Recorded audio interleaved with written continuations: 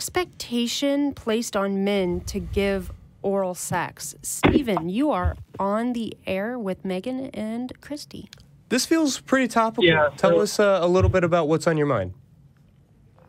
So, for me, I've tried going down on women before, and for me, like my reaction, like my body reacts by gagging, and it's really, I've really gotten some weird, things from people about it, like, oh, you'll never really please a woman and stuff like that unless you give oral. And to me, it's really strange that there's this really weird, almost like rapey vibe that people get whenever you say you don't give oral. Like it's some sort of expectation or that you're somehow lesser for not performing oral.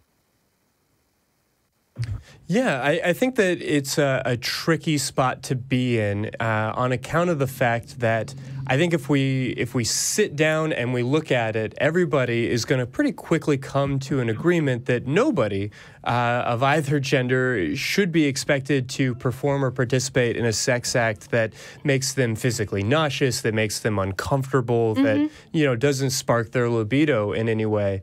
But we're also in a moment where women are having permission to embrace their sexuality and to ask for the things that they want, and men who have always felt comfortable doing that and have almost always been pleasured in that way are now feeling like, oh my God, I have to actually be a not selfish lover and I have to give back. And so that does create this cultural backlash where we want to say, okay, well, men need to act, or well, really more that women are allowed now to act the way that men have been acting. I was going to say, I wanted to push back a little bit on, as you said, the expectation of men to give oral, because speaking as a female, there is definitely also an expectation for women to give oral, and the same, shall we say, gag reflex issues apply, I think, to both male and female. I think is worth mentioning. Yeah. And so I think maybe rather than it being just men giving oral or women giving oral, I think it's more of a there are women who do not want to give oral. There are men who do not want to give oral. There are some people who don't like anal. There are people who don't like French, kissing with tongue. There are people who don't like being wrapped up in leather and chained to a couch. But there are people who do.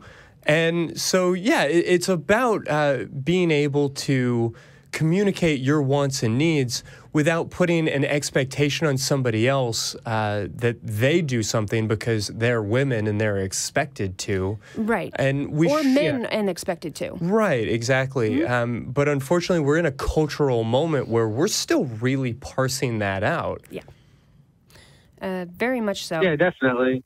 And I think maybe this is also where that conversation comes into play, the conversation with your partner about, okay, what do you want? All right, what do I want? All right, what are we both okay with? And what middle happy ground can we come to?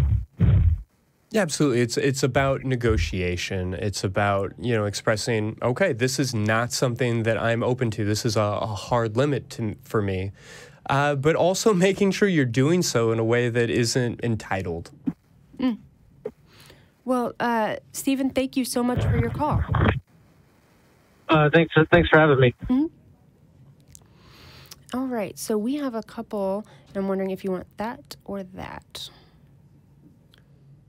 I think he's been on the list. Yeah, let's talk to Stephen. Okay, this time Stephen in California wants to discuss sexual identity versus gender identity.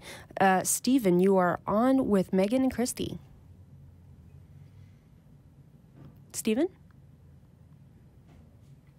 Hey, hope to hear from you next time. Yeah. Feel free to send us an email. Sorry we missed you. Appear to be having their audio issues with that, but if you want to call back, please, by all means.